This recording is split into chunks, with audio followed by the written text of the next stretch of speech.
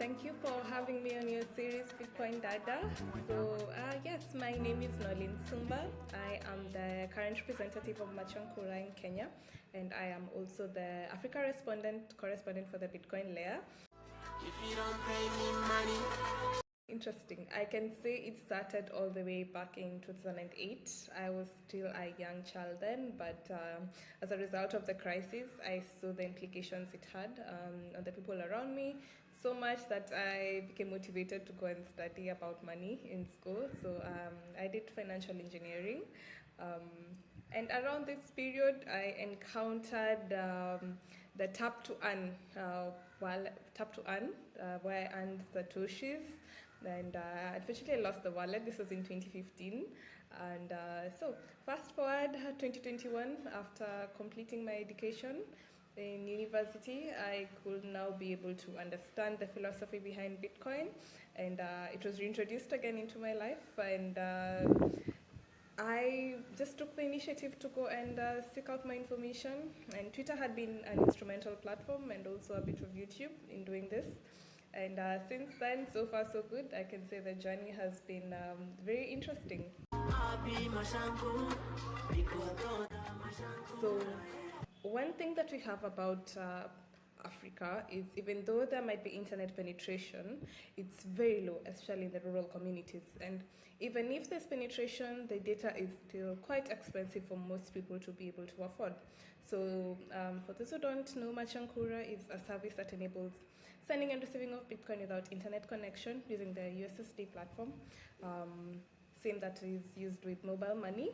So with this, Machankura comes in and fills in the gap, such that all these people who either you don't have a smartphone or you have a smartphone and can be able to afford data can still be able to transfer Bitcoin and not be left out.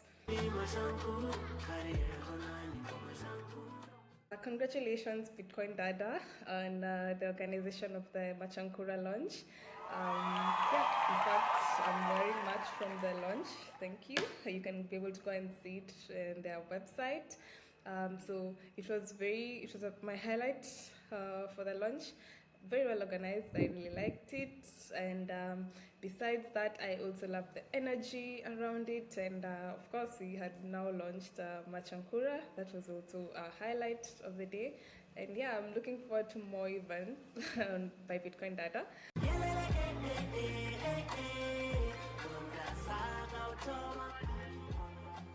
My background as the Africa correspondent on the Bitcoin layer has influenced my work in Machankura, such that I have been, maybe I can say, forced to learn about different African economies. It's very interesting, we say that Africa is one, but when it comes to our experiences, especially politically and economically, we are quite unique. So with this, I can be able to gather around information that helps me in making my decisions in Machankura, and also vice versa. When there's an occurrence in Machankura, I can be able to explain it through the Bitcoin layer. So I love the synergy that it has. The role that I see Bitcoin playing in the future economic growth and financial inclusion in African countries is that at least finally we can be able to achieve the financial inclusivity that is talked about much. So many people have been left out of the traditional banking system, and finally this population can be able to be reached. And when we talk about remittance, Africa is huge when it comes to remittance. It's a huge industry, so we can be able to facilitate faster transactions and basically without the censorship. Bitcoin is censorship resistant, and I think it's going to also influence a lot when it comes to growth and innovation in Africa, because we have tech that's permissionless now.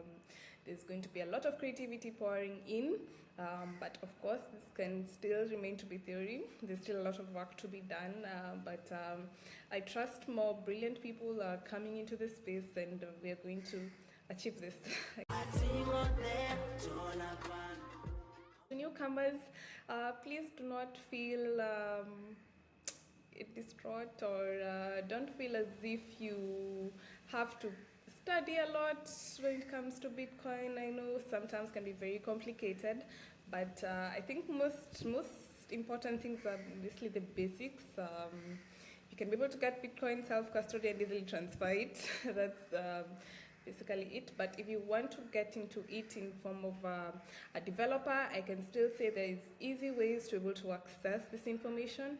If you don't even understand a language, platforms like Exonomia are now facilitating people to be able to translate into their local languages. And yeah, just be patient with Bitcoin. Practice risk management. It does not cover risk management. That is a personal initiative. But otherwise, yeah, welcome to the wonderful journey of Bitcoin. I hope it be able to transform your life all rounded.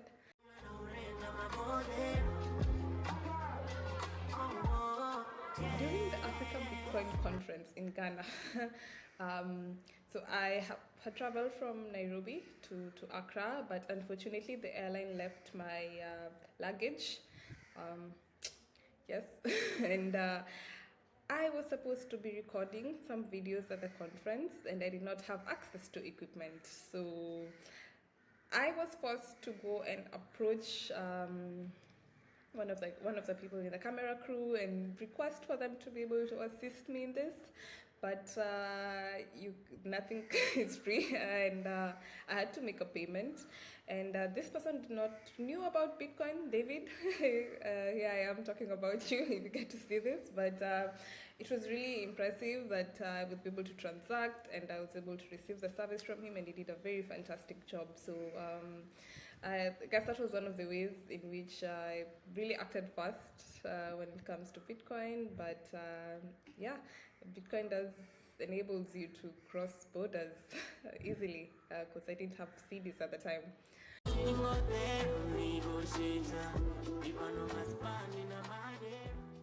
As an advocate for Bitcoin in Africa, the key factors that I feel need to be addressed so that usage and acceptance can grow in the continent. One, let us be able to differentiate between Bitcoin and other cryptocurrencies. This is becoming quite a menace. That's why we are seeing more cryptocurrencies coming, and people can't really tell the difference on why Bitcoin and why this cryptocurrency.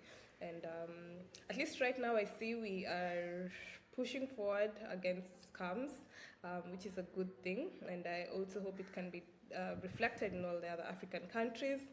But besides that, also in terms of education, people aren't really looking for solutions. They want to complain about the government this, the government that, and right now you can just opt out. And I guess maybe we need to tell people that you now have options, and it's up to you to just embrace it.